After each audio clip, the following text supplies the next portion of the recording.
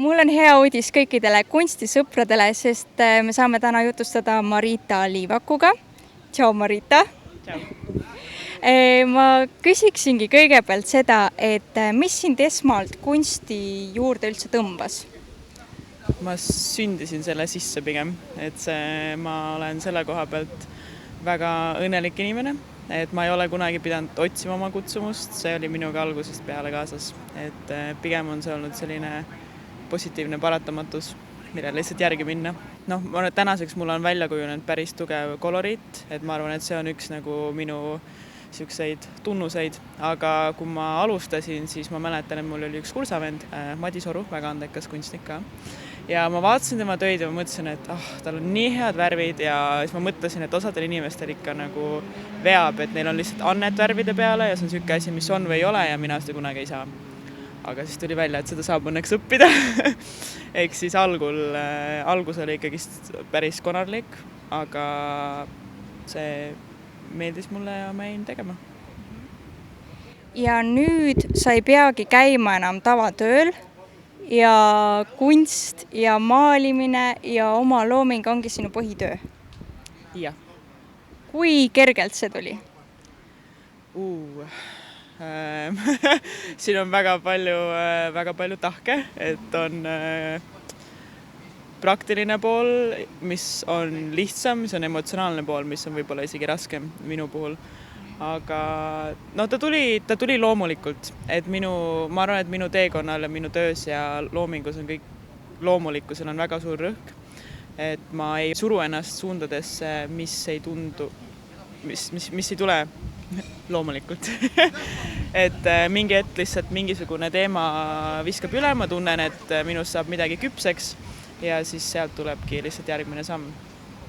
Et need tulevad minu juurde iseenesest ja sellega oli samamoodi, et ma tegin oma päevatööd ja ma tundsin, et minu aeg on õigem ikkagi kunstis, sest see on see, mida ma tahan teha ja ma unistasin sellest, et mis oleks siis, kui kõik selle energia ma paneksin iseendasse.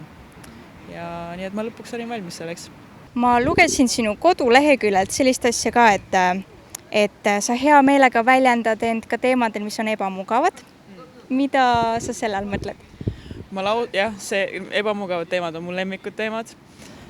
Ma mõtlen selle all enamasti mingisuguseid teemasid endas, kuna minu tööd on autobiograafilised ja kuidagi moodi nad peegeldavad minu enda protsesse.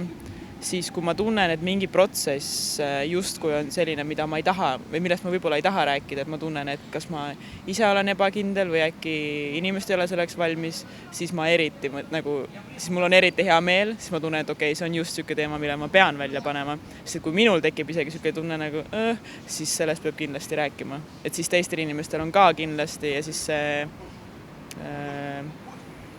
tulemus on selle võrra tänuväärsem. Kui sa oled oma stuudios ja oled sellises omas elemendis ja lood, mida sa tunned sellel hetkel? See on väga hea tunne, sest et see on see tunne, et mitte miski muu maailmas ei ole oluline ja kõik minu ümber võiks maha põleda ja mul oleks jumala ükskõik, sest et mul on kunst. Et see on väga kaunis tunne, sest et mitte keegi ei saa seda mult ära võtta. Ja see on minu ja ma tean, et mu elus võib ükskõik mida juhtuda, aga see on mul alati olemas. See on päris hea tunne. Kui kaua sinu tööd üldiselt aega nõuavad sinult? Ütleme üks maal, kui palju aega sa panustad sinna? Kindlasti mitte üle nädala.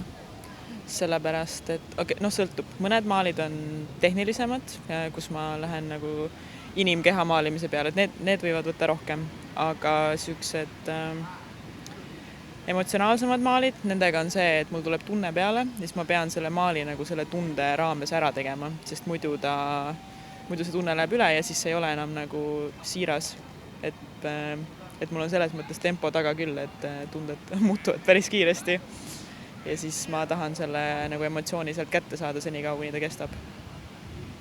See on nii lahe, et sa seda veel ütlesid, selles mõttes, et siis see on ju nagu, sa saad kunagi vaadata oma maalidele tagasi ja see on nagu su päevik mõnes mõttes. Ja 100% mu looming on 100% mu päevik.